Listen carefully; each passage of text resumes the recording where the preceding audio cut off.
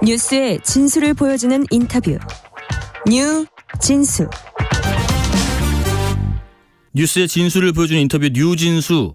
이제 3시간도 안 남았습니다. 잠시 뒤인 8시 반부터 카타르 아시안컵 대한민국의 첫 경기가 시작됩니다. 조별리그 첫 상대 바레인인데요. 64년 만에 아시안컵 우승에 도전한 대한민국 국가대표팀. 오늘 경기 관전 포인트와 함께 대표팀의 우승을 위한 필승 카드가 무엇일지, 대한민국 국가대표 선수 중에서 아시안컵에서 가장 많은 경기에 출전한 분입니다. KBS 이영표 축구 해설위원과 전화로 이야기 나눠보겠습니다. 위원님 안녕하세요. 네, 안녕하세요. 반갑습니다. 네, 이번 카타르 아시안컵에 출전하는 대한민국 국가대표팀 전력이 역대 최강이라는 평가도 있습니다. 손흥민, 김민재, 황희찬, 이강인 선수 이름만 들어도 가슴이 웅장해지는데요. 하지만은 64년 만에 정상 탈환을 위해서는 첫 단추를 잘 끼워야겠죠. 역대 전적에서는 바레인의 조금 우세라고는 하지만 이렇게 승차가 골차가 크진 않았습니다. 진 적도 있고요. 기대만큼 변수나 주의할 점도 있을 것 같습니다. 어떤 분석을 하실지요? 일단은 우리가 바레인과의 경기에서는 역대 전적에서는 14승 3무 1패로 일방적으로 앞서 있는 것처럼 보이는데요. 네네.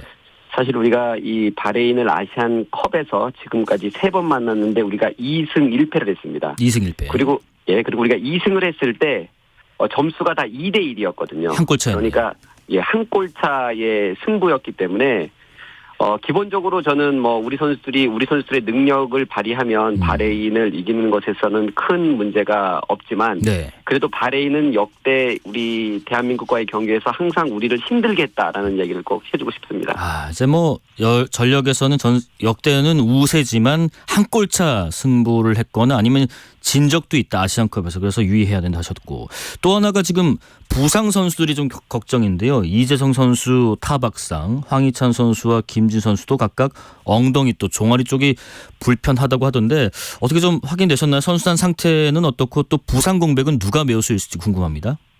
네, 일단 기본적으로 이 황희찬과 이재성, 김진수 선수는 우리 대표팀에게 아주 중요한 선수인 것은 맞는데, 다행히 우리 대표팀이 상당히 선수풀이 넓습니다. 황희찬 선수가 1차전 혹은 2차전에 만약에 못 나온다 하더라도 정우영 선수도 있고요. 또 홍현석 선수도 있고, 또 이강인 선수가 오른쪽에 있긴 하지만 또 윙포드로 문선민과 양현준 선수도 있기 때문에 예선전 3경기에서는 일부러 이제 우리 대한민국 대표팀처럼 강팀은 다양하게 선수들의 컨디션을 확인하면서 많은 기회를 주면서 3경기를 시작을 하거든요. 네네. 그런 의미에서 본다면 이재성 또 김진수 선수가 이 예선전 3경기 안에 정상 컨디션을 찾을 거라고 우리가 생각하기 때문에 큰 문제는 없을 거라고 생각하고 있습니다. 선수 풀도 좀 폭이 넓다 하셨고, 바레인전 선발 또 교체 카드 라인업도 기대되고요. 바레인전 관전 포인트 함께 짚어주신다면요? 일단은 바레인은 첫 경기 우리와의 경기에서 첫 번째는 지금까지 우리를 상당히 괴롭혔을 때 했던 것처럼 뒤쪽으로 물러나서 뒷공간을 주지 않으려고 상당히 내려가 있을 거고요. 그렇게 내려가서 공간을 주지 않는 상대에게 사실은 찬스를 만들어내는 것이 상당히 쉽지가 않은데, 얼마만큼 상대가 수비 진영으로 들어가기 전에 빠른 템포로 상대가 우리에게 주지 않으려는 공간을 확보하고 찾아내느냐가 관건일 것 같고요. 또 한 가지는 이제 상대가 물러나서 공간을 주지 않으면 우리가 또다시 이제 득점할 수 있는 우리의 장점 중에 하나가 세트피스가 있습니다. 네네.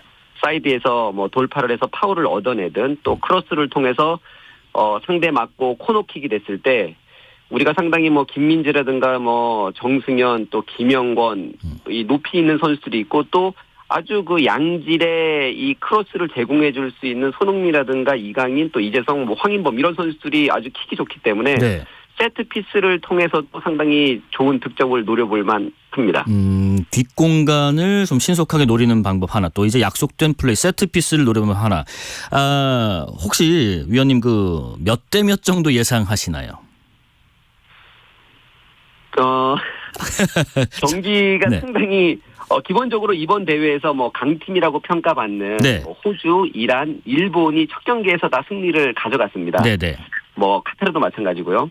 그런데 그 내용 전체를 보면 사실은 호주하고 인도하고 첫 경기를 했는데 인도하고 호주는 사실은 우리가 기량차가 많이 난다라는 평가를 받잖아요. 그렇죠.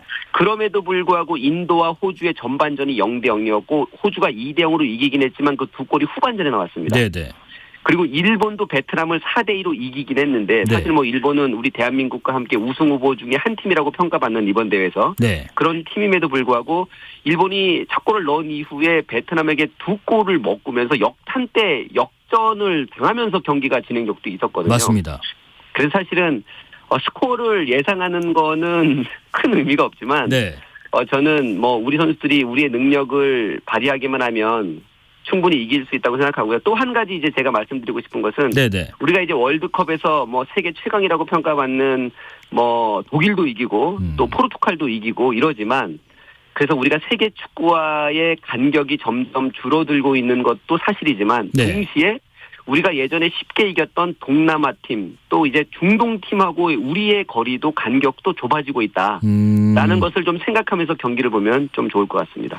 다른 때와 다르게 좀 서론이 기신 거 보니까 좀 쉽지 않은 스코어 예상을 하신 것 같습니다. 조심스럽지만 여쭤봤고요. 예상 2차전은 20일에 요르단, 또 3차전은 김판곤 감독이 이끄는 말레이시아와 25일 격돌하게 됩니다. 이변이 없는 한 2조 1위로 16강에 올 수 있을 것으로 보시는지요? 네, 물론입니다. 뭐 바레인과 요르단, 말레이시아가 사실은 대한민국과의 경기에서 최소 실점을 하려고 할 거고 네. 사실은 이 세 팀의 이 기량차가 비슷하기 때문에 어떻게 본다고 하면 그 2위 싸움 그리고 네. 또 심지어 3위까지 이 3위의 네 팀이 또 이제 이 다음 라운드로 넘어갈 수 있는 티켓이 주어지기 때문에 네네. 대한민국과의 경기에서 아마 뭐 승점을 따는 것도 그렇지만 최소 실점을 하려고 할 거거든요. 네. 그 최소 실점을 하려는 팀에게 이 골을 넣는 것도 이 우승 후보인 대한민국 대표팀이 풀어내야 될 숙제라고 생각을 합니다. 네, 문자들 많이 주시는데 한두 가지만 소개해드리고 이어가겠습니다. 5988님, 오늘 아시안컵 바레인전 대한민국 선수들 멋진 경기 기대합니다. 선수들의 일거수일투족 놓치지 않고 현장감 있게 해설해 주시는 이영표 해설위원님, 오늘 경기 잘 부탁합니다 하셨고, 9193님, 아시안컵 응원하려고 TV 새로 샀어요. 해설계 아이돌 이영표 해설위원 반갑습니다 했습니다. 아시아 최강을 자처하는 한국 축구지만 유독 아시안컵에서는 우승과 거리가 멀었습니다. 위원님, 앞서 말씀드린 것처럼 위원님께서는 대한민국 선수 중에서 아시안컵 최다 출전 기록을 갖고 계신데 대한민국이 아시아의 강호라고 불리고 항상 우승 후보였습니다마는 64년 만에 정상 탈환을 노리고 있는 상황입니다. 왜 이렇게 아시안컵은 들어올리는 게 힘든 건가요? 저도 좀 책임감이 있다고 생각했는데 일단은 우리 한국 대표팀이 이 아시안컵이라는 이 대회가 이 아시아에서 축구로서는 가장 큰 대회인데 항상 우리가 나가면 반드시 우승해야 된다는 그런 압박감이 있었어요. 그리고 부담과 실제로 압박, 네. 실제로 또 이제 우승할 수 있는 능력도 있었고 하지만 그런 어떤 압박감을 이겨내지 못했던 것이 하나의 이유가 있었던 것 같고요. 또 한 가지는 이제 이 아시아 팀들이 아시아에서 이 아시안컵에서 한국을 만나면 네. 정말 열심히 경기를 합니다. 네, 그래서 예를 들어서 이제 제가 사우디에서도 2년을 뛰었는데 네. 사우디도 나름 아시아에서 축구 강국인데 그렇습니다. 사우디가 이 대표팀에서 이기면 승리수당을 준다고 해요. 그런데 유일하게 승리수당을 2배로 지는 팀이 한 팀이 있는데 그 팀이 바로 대한민국입니다. 그러니까 그런 걸 볼 때 이 뭐 중동 팀이든 이 아시아 팀들이 한국을 얼마나 이기고 싶어 하는지 네. 그런 것들도 저희에게는 큰 도전이라고 생각합니다. 동기부여를 아예 확실해서 한국만 이겨라 이런 그런 강인한 동기부여까지 주는군요. 혹자는 그런 예상도 합니다. 지금 결승 한일전이 성사된 것처럼 혹은 될 것처럼 얘기한 건 좀 금물이다. 너무 또 일본전만 바라봐서는 안 된다고 하는데 지금 클린스만호의 좀 우승으로 가는 길 조언을 해 주신다면요? 사실은 뭐 축구에서는 정말 어떤 일이 일어날 수도 있습니다. 네. 뭐 심지어 뭐 사우디가 지난 월드컵에서 우승팀인 아르헨티나를 1차전에서 잡았던 일도 있었고 네. 정말 어떤 일이 일어날지를 모르는데 그래도 사실은 우리가 이 아시안컵을 볼 때 기본적으로 우리가 아시안컵에 나가서 우승 경쟁을 한다고 하면 네. 뭐 대한민국을 비롯해서 일본, 그다음에 호주, 이란, 사우디 이제 이런 팀들이 이제 경쟁을 했었습니다. 한 5-6개 팀들이. 그런데 물론 이제 축구는 뭐 예상하는 것이 불가능하긴 하지만 네. 변수가 아주 많은 스포츠이긴 하지만 그래도 이제 객관적인 전력에서 이번 대회를 좀 놓고 본다면 확실히 이 일본과 대한민국이 유독 강한 것이 사실이에요. 그래서 이제 많은 사람들이 일본과 대한민국의 결승전을 예상하고 있고 혹은 또 일본과 대한민국이 예를 들어서 뭐 8강이든 4강이든 뭐 결승이든 어디서 만나면 네. 사실상 결승전이 될 가능성이 있다라고들 많이 이야기를 하는 것 같습니다. 네네. 그래서 그런지 지금 일본, 대한민국만큼 혹은 대한민국보다 우세하다 이런 전력 평가하는 분들도 계시던데 근데 베트남 경기 보니까 4대2 진땀승을 걷단 말이죠. 일본이 몸이 덜 풀린 건가요? 아니면 일본은 우리랑 비교했을 때 약간 객관적인 전력에서 우세해 있는 게 사실인가요? 일단은 뭐 객관적으로는 저희보다 FIFA 랭킹이 더 높고 네. 그다음에 최근 10경기에서도 한 경기당 평균적으로 뭐 4.5골을 넣을 정도로 공격력도 막강하고 네네. 실제로 이제 만났던 아주 유럽의 강팀들도 차근차근 깨면서 아주 좋은 경기력을 보여주고 있는 것은 사실이에요. 그래서 아마 외부에서는 네. 제3국에서는 사실은 일본과 한국을 맞비교했을 때 일본이 조금 더 낫지 않냐라고 평가하는 의견도 있는 것도 사실입니다. 하지만 저는 개인적으로 일본과 만약에 한국이 뭐 8강이든 결승이든 맞붙는다고 하면 네. 이번 대회에서만큼은 한국이 조금 더 앞서 있다라는 평가를 저는 개인적으로 하고 있습니다. 그런데 네. 뭐 이제 사실은 축구는 정답이 없고 각자의 다 의견이 다르기 때문에 예. 일단 제 의견은 그렇습니다. 한국이 조금 더 낫다라고 말씀드리고 싶습니다. 네, 조추첨을 마친 뒤에 클린스만 감독께서요 나쁘지 않은 조평성이라고 평가를 했지만은 또 당장 눈앞에 펼쳐질 경기에만 집중하겠다는 신중한 각오도 보였습니다. 해설위원님께 보시기에 우승까지 가는 길에 가장 큰 고비는 어디쯤이라고 보세요? 물론 이제 예산전을 우리가 잘 넘겨서 조 1위로 그 토너먼트에 진출한다라는 대전제에서 보면 네.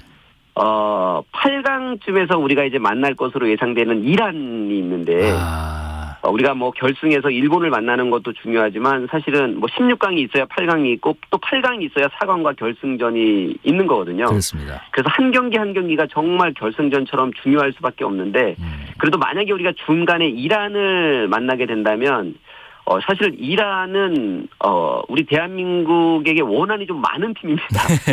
실제로 우리가 몇 번 이란에게 당하기도 했고 또 이란도 아주 중요한 길목에서 대한민국을 만남으로써 자신들이 원하는 어떤 결과를 얻어내지 못했던 것들이 많거든요. 그래서 만약에 8강쯤에서 이란을 만나게 된다면 그 경기가 하나의 아주 중요한 고비가 될 수 있습니다. 네. 그리고 이번 대회에 그 반자동 오프사이드 판독 기술 이거 적용이 새로 됐고요. 또 낯선 공인구의 변수도 있을 것이다. 그렇게 예상하시는지요? 네. 지난 이 카타르 월드컵에서 반자동 옵사이드 기술이 적용이 됐는데요. 네. 저는 사실은 우리 대한민국 대표팀에 뭐 여러 가지 장점이 있지만 그 몇 가지 장점 중에 하나가 뭐 황희찬과 손흥민, 그다음에 뭐 문선민과 양현준 이렇게 빠른 선수들 상대 뒷공간을 유린할 수 있을 정도로 빠른 속도를 갖고 있는 선수들이 우리들의 장점이고 또 한 가지가 그 빠른 스피드를 이용해서 상대 뒷공간을 노리는 선수에게 볼을 배급해 줄 수 있는 이강인, 이재성, 황인범 이런 선수들이 있거든요. 네. 그런 의미에서 본다면 저는 이 옵사이드가 사실은 뒷공간을 침투해 들어갈 때 이것을 이제 옵사이드냐 아니냐를 결정하는 가장 중요한 방법인데 저는 어떤 경우에는 사실은 옵사이드가 아닌데도 옵사이드를 선언하는 경우도 있고 오프사이드인데도 옵사이드를 선언하지 않는 경우가 있습니다. 네. 그런데 저는 오히려 이렇게 정확한 옵사이드 기술이 뒷공간을 노리는 어떤 특징을 갖고 있는 우리 팀에게는 훨씬 더 유리하다라고 이야기를 하고 싶습니다. 네. 대표팀 선수들에게 짧게 응원 한마디 해주시고 마무리하겠습니다. 열심히 응원하겠습니다. 네. 최선을 다해서 뛰어주십시오. 알겠습니다. 지금까지 이영표 KBS 해설위원이었습니다. 고맙습니다. 네, 감사합니다. 6시에 뉴스레터 K 2부 이어가고요. 오늘 이영표 해설위원은 중계 대신 응원을 한다고 합니다. 6시에 2부 이어가겠습니다. 고맙습니다.